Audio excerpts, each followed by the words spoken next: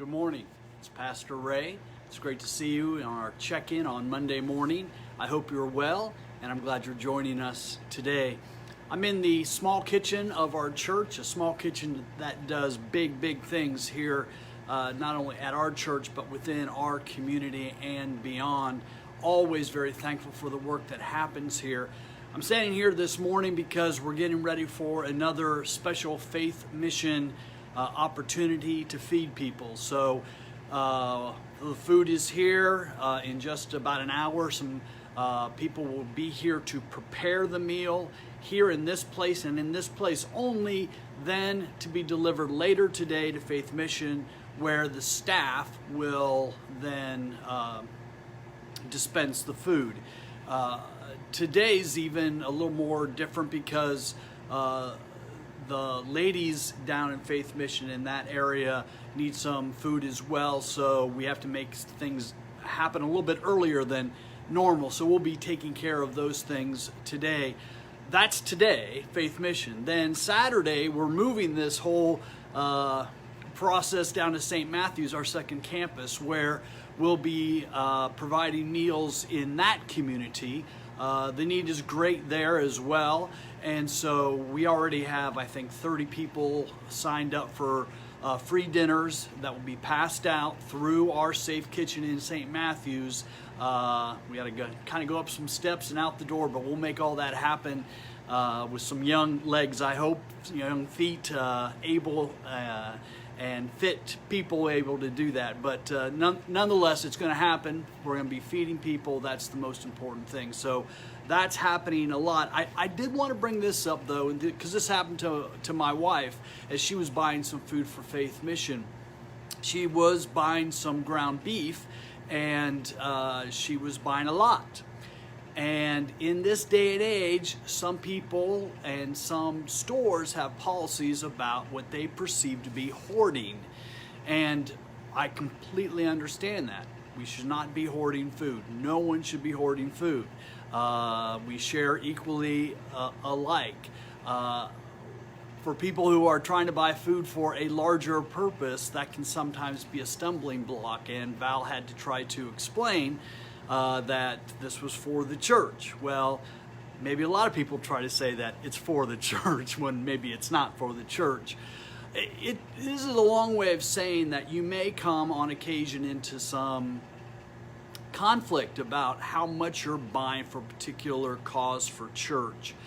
I don't have a great answer to that, apart from having possibly to make several trips, going to different stores, or having some of your friends or other people buy some of that food so that then collectively it doesn't appear like we're mass hoarding, because quite frankly we're not. We're trying to give food away to those who need it, but it does have that appearance, and that matters.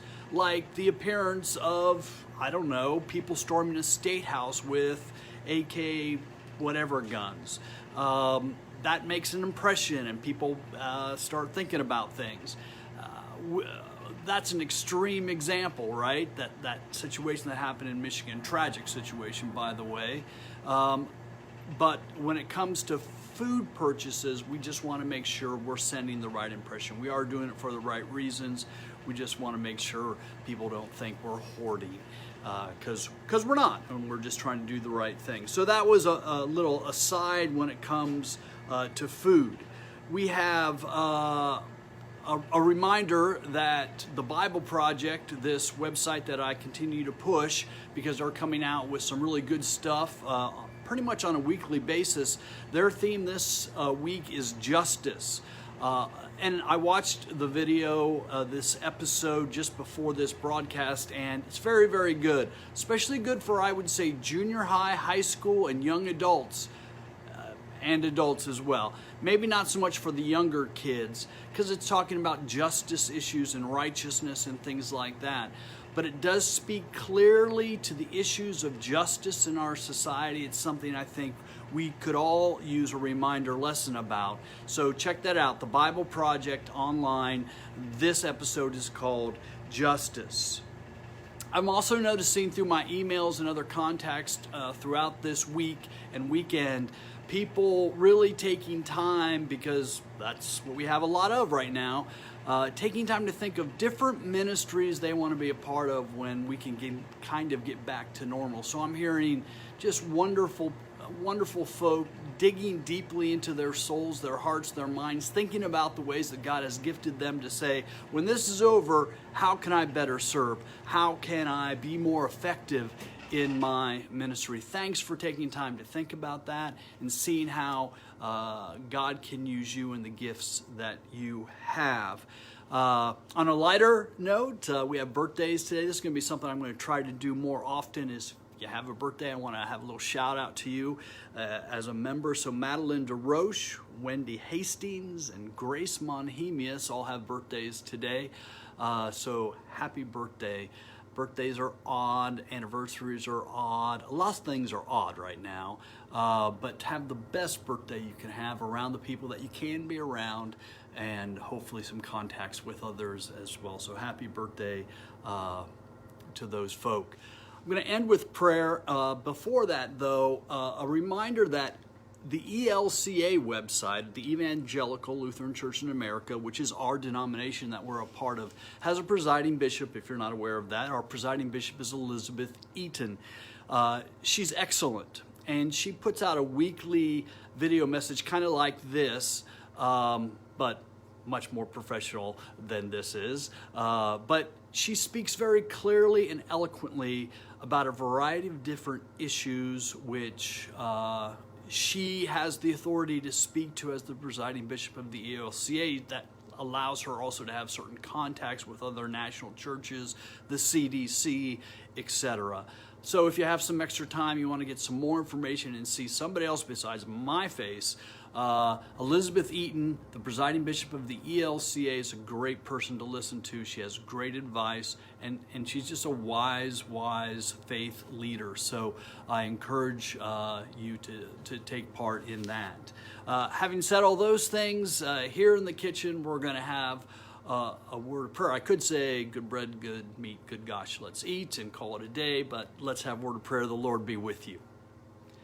Let's pray. Father in heaven, thanks for this day. Thank you for all the opportunities for ministry that you give us here in this place, here in this kitchen, where work will happen, where people will be fed. We thank you for giving us that opportunity, for having the resources to provide for people less fortunate.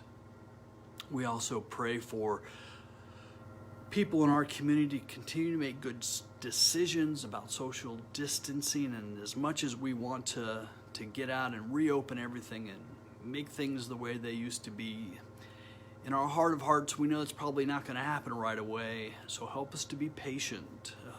Help us again to make good decisions when it comes to our interactions with other people. Help us to say a kind word to strangers. Help us to not be intimidating to others, but gracious and kind always. We get our strength in all of these actions through the gospel, through the good news of you being our good shepherd, shepherding us always, lovingly, caringly, directing us to good paths. It's in Jesus' name, our good shepherd, we pray. Amen. Thanks again for checking in today. Look forward to talking with you tomorrow morning. God bless you. We'll see you then. Bye now.